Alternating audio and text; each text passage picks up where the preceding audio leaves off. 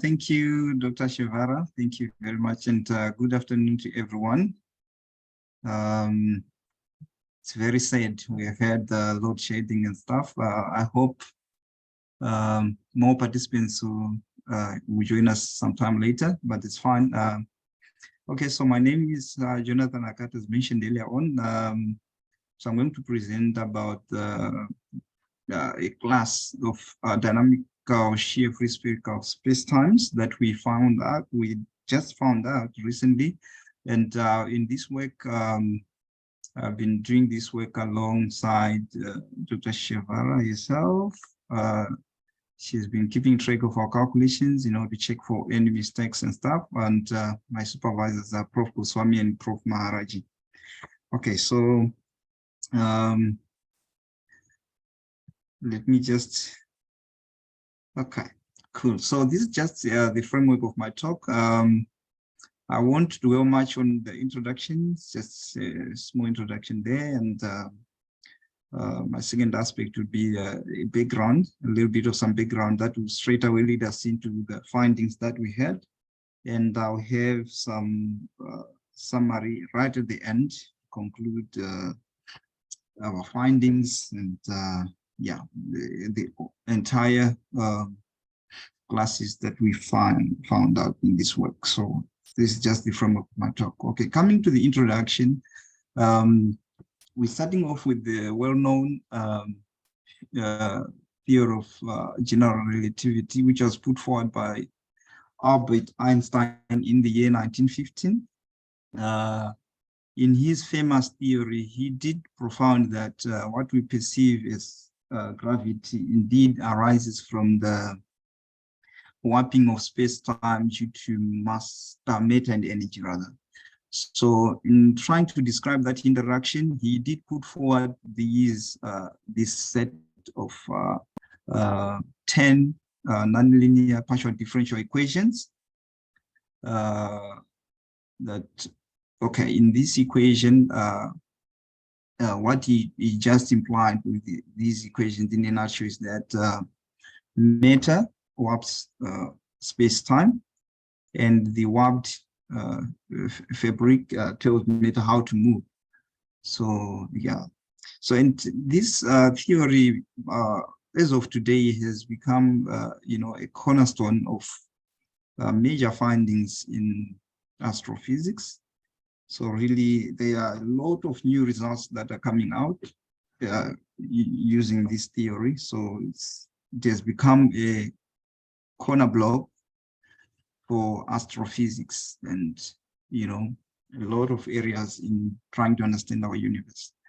All right, so there is a major stumbling block that comes along with these equations. Their solutions are very hard to come by. They are complicated to solve. And as of today, I think there are quite a number of solutions, yes, but those solutions were found after taking into account some simplifications, some assumptions.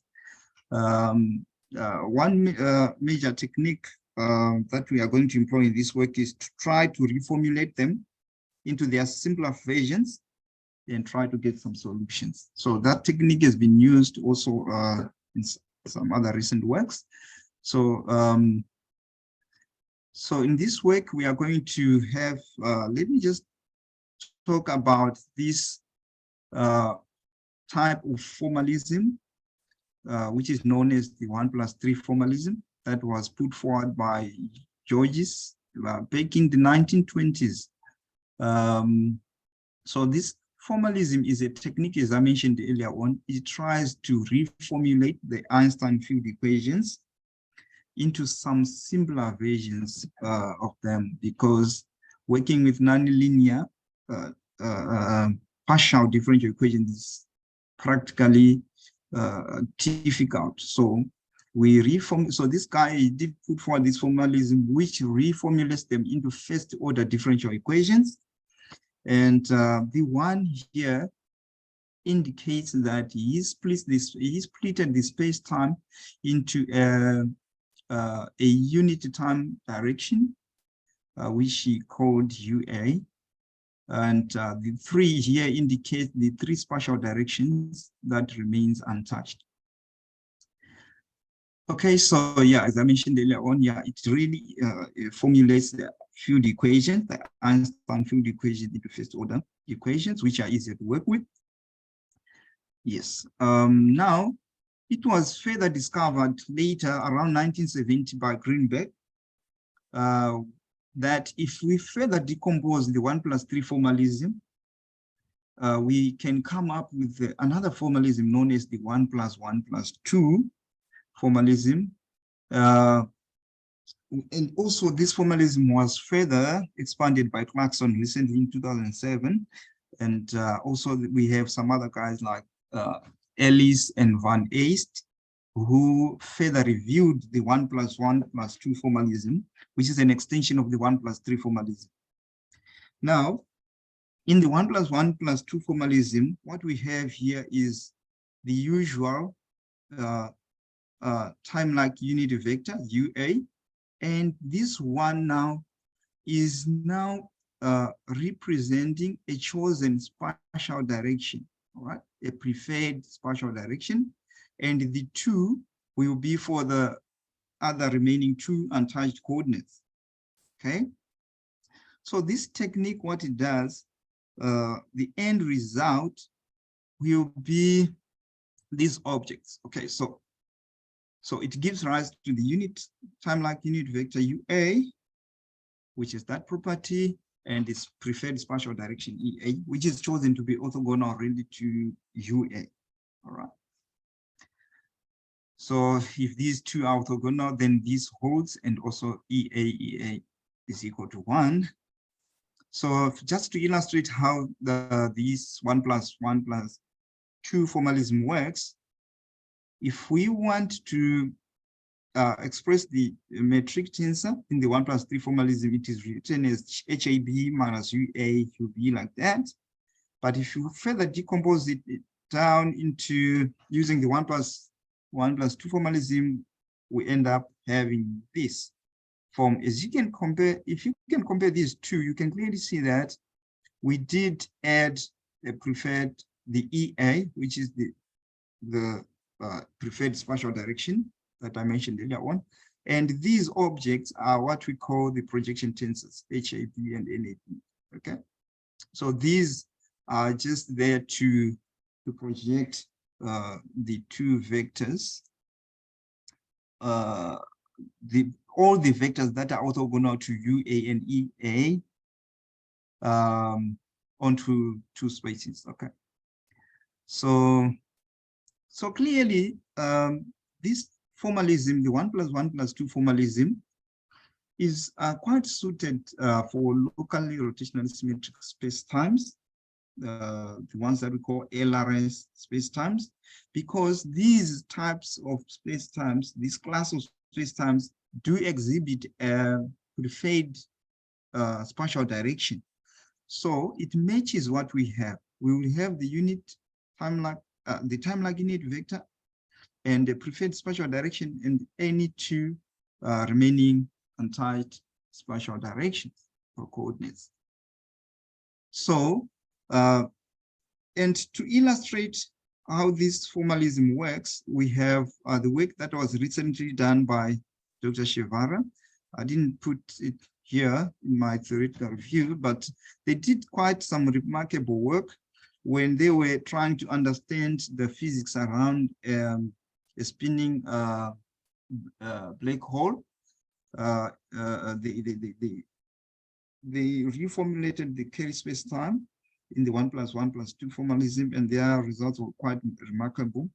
And it was easy now to do to investigate the physics around that spinning black hole using this formalism rather than using the coordinate approach, which is a bit difficult.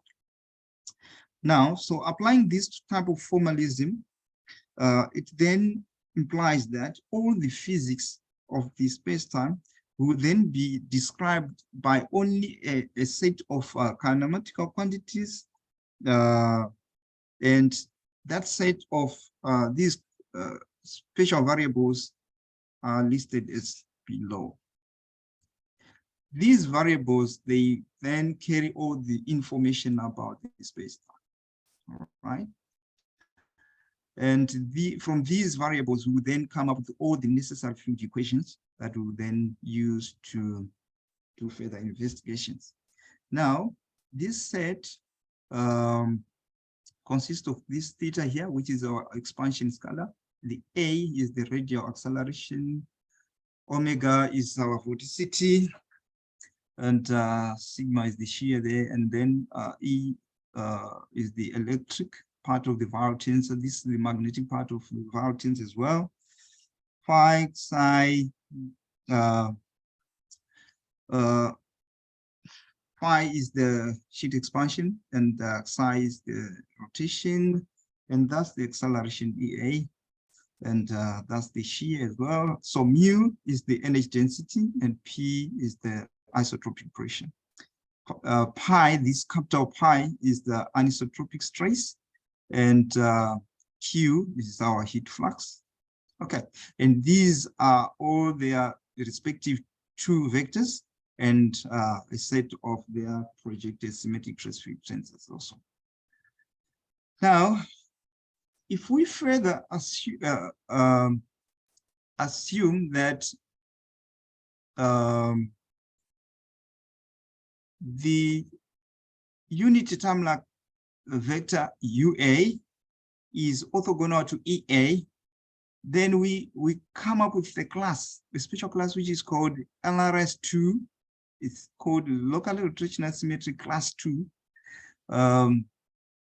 So in this case, we are saying we choose EA and UA to be orthogonal. And if we do that, then the only variables that will remain in this class, all right?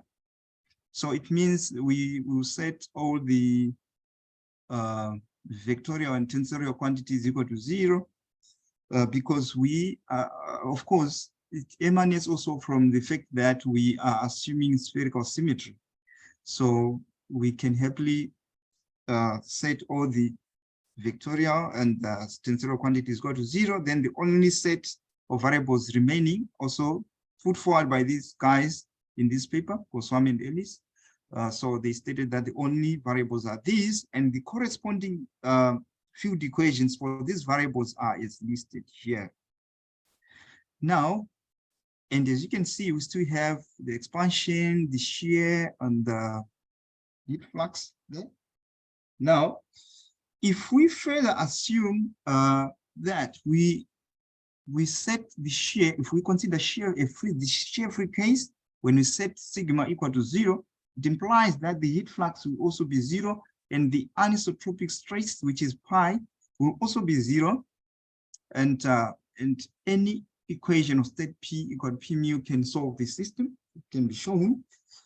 So this set of equations that we have earlier, that we put forward by Goswami and Ellis in this paper, can further be reduced to that by considering the shear-free case. If we set sigma and pi, Q rather in capital pi equal to 0, then the new set of equation becomes that. These are new set of field equations. Now, it was important to note at this stage that these equations are not closed. As you can see, we have the propagation equations and evolution equations for our variables, but for the acceleration A, capital letter A, we don't have the evolution equation for A, which is our radial acceleration.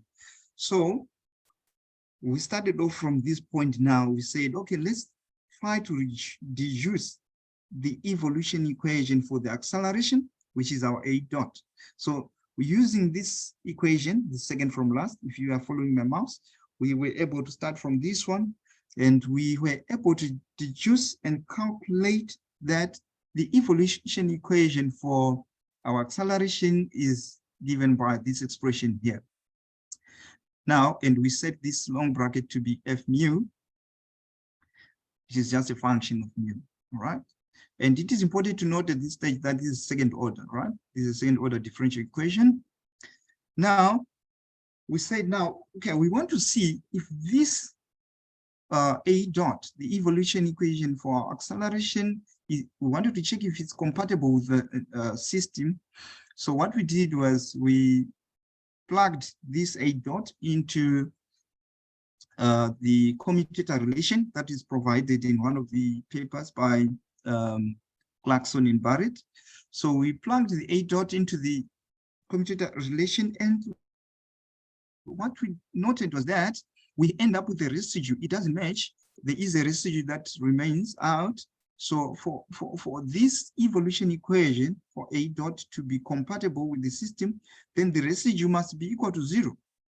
So what we have here is the residue that we obtained from the compatibility check. And setting that residue equal to 0, we end up with this equation that you're looking here. Now, if we factor out theta out, we end up with this equation down here. Now, from this equation, immediately setting theta equal to, for us to get a 0, of course, either theta is equal to 0 or the entire square bracket equal to 0. Now, the choice of setting theta equal to 0, it means there is no expansion, and that will immediately tell us that the space-time is necessarily static. All right. And the other choice, if theta is not 0, that is, if there is expansion, then we will have the square bracket equal to 0. Now, setting the square bracket equal to 0, we will have two sub cases. It's either A and E equal to 0. Remember, don't forget that our A is for acceleration and E is the electric part of the vowel tensor. So setting these guys equal to 0 is another class of solution. So we said earlier on, theta equal to 0, it means space-time is necessarily static. So if we take the choice that theta is not 0, then we have two classes, subclasses. It's either A and E are 0, implying the space-time is necessarily Friedman-Robertson-Walker time. Okay? So if theta is not 0 and A and E are both set to 0, it's Friedman-Robertson-Walker, right? But if we say A, acceleration in the electric part of the vowel tensor is well defined and not 0, then if we set this equal to 0, we'll come up with this equation right at the bottom here. This becomes a new constraint that needs to be satisfied at all times and at all points. Now, for this constraint to time evolve consistently, its time derivative must also be 0. So evolving this constraint once, we end up with this equation in this box here, where we have a new guy here, G, and the G is defined like that. Now, for consistency, remember we said E and A are both well defined and none is 0. So this fraction is supposed to match the previous fraction from the constraint. So equating these two for consistency, of course, we expect these to be not to change. They have to match these two fractions. So if we equate this and the previous expression, we end up with this expression down here, and simplifying it further, you end up with this differential equation. Now, this differential equation is non-autonomous. All right. This, of course, this is the dynamic case. Of course, since we are setting theta not equal to 0 and A is not equal to 0, so it means we are dealing with a dynamic case. There is expansion, there is acceleration, and the electric part of the vowel tensor is not 0. So this is the dynamic case, and we end up with this non-autonomous differential equation, which is second order. Now, we can make it autonomous by change of variables, all right? And the change of variables that we implemented was x equal to mu plus p. If we do that and rewrite the differential equation, we end up with this autonomous differential equation here. It's a bit tedious, but it's nice. It's quite interesting. So we were able to see that this equation, all right, which is now autonomous, cannot be satisfied by linear or power laws of this form.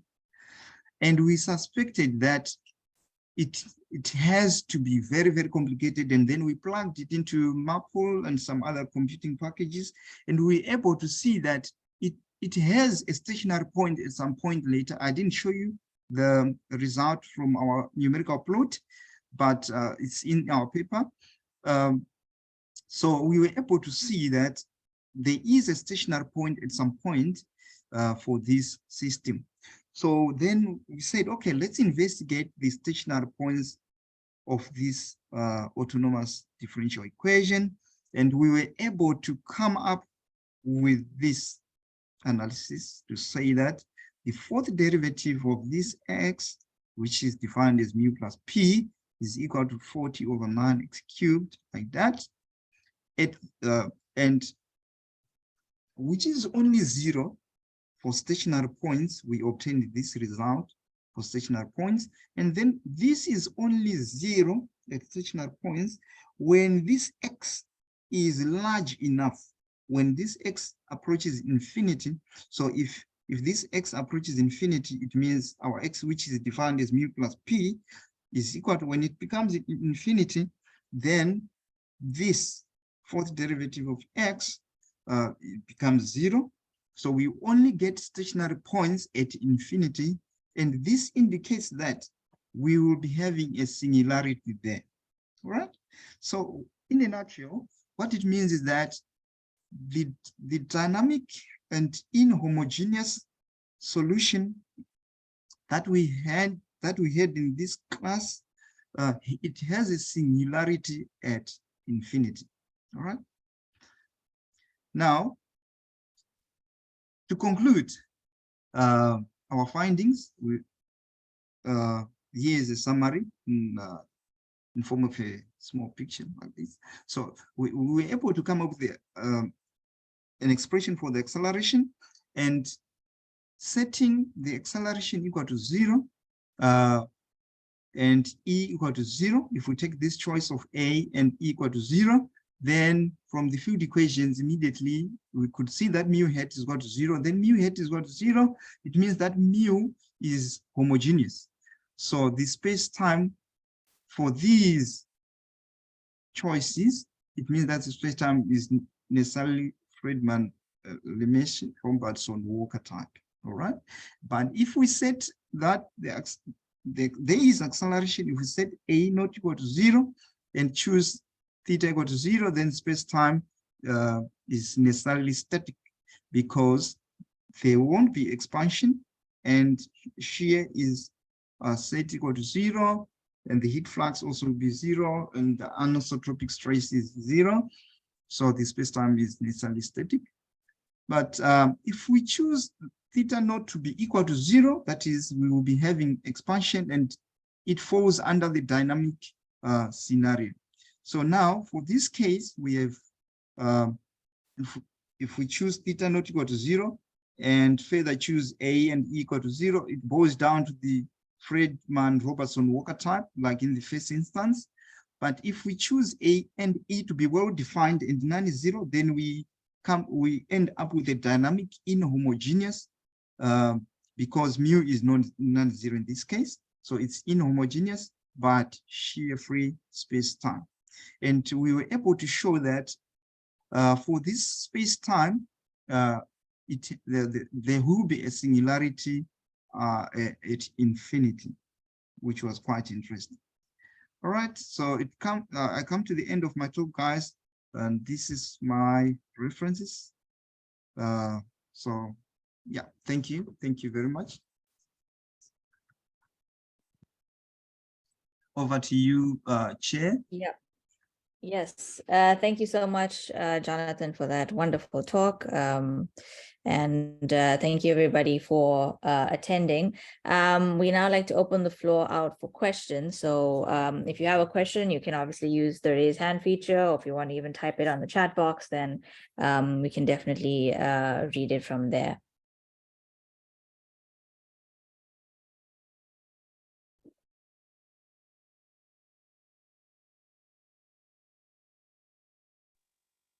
Hello. Yes. Yes, Yes, Edward. just my question is, so you have this metric, and you talk about the using this formalism to get this equation, but what is the physical interpretation of the equation that you are solving? Because you assume it's a Robertson-Walker space-time, so I guess you are describing a universe, but what are the physics of this universe, or how do you understand the physics that the equations are giving, are providing you?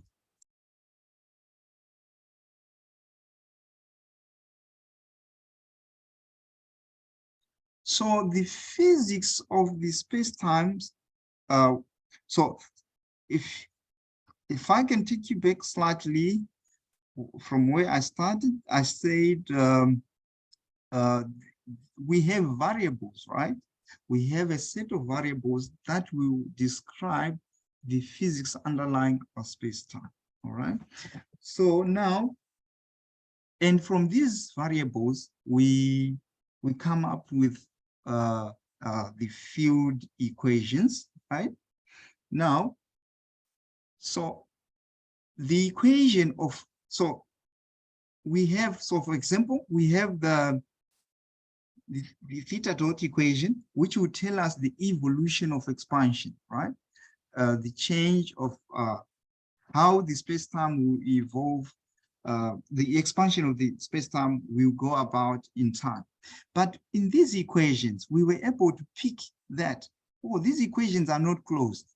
We don't know what will happen to the radial acceleration A, capital A. We know of what will happen with the rest of the variables over time, but we don't know what will happen with A. So that alone led us to discovering the equation for A dot, which is the evolution equation for radial acceleration. And we were able to be fortunate enough to see that, so if we follow this equation, if we want it to be compatible, we then said for the existence of a solution, then whatever mismatch it causes with the commutator relation, then we're able to come up with the various classes of these shear-free spherical spacetime from characterizing the acceleration equation. I don't know if I've answered your question, Prof. Yes, it's fine. Thanks. I just one more thing to add is I think Yes. also that the by classifying acceleration basically, which is what we looked in depth with this one, we were basically able to figure out different classes of space-time, which it's not generally you would find it very difficult to just characterize a space-time based on some calculations, but just by observing the acceleration. And then obviously the other ones, as you see in the mind map that he gave there, we were able to classify what type of space-time it has to be.